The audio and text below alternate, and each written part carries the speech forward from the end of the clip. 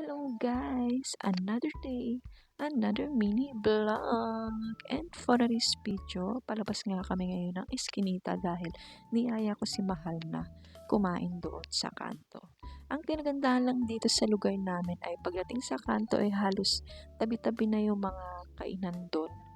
At marami kang pagpipilian kasi halos lahat ando na.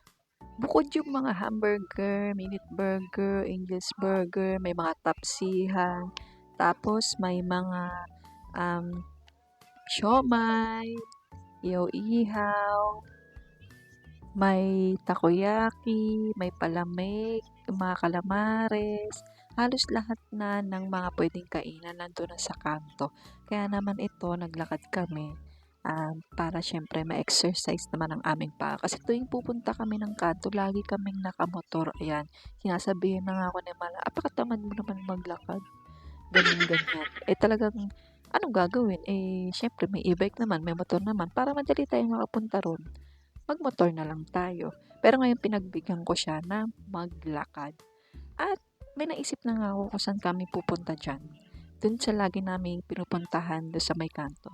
At pagkaraan nga ng ilang minuto, nandito na kami sa bilihan ng takoyaki.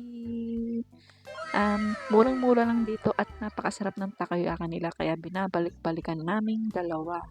O siya, hanggang dito na lang guys ang aking video at order na kami. Ayan yung mga promo nila.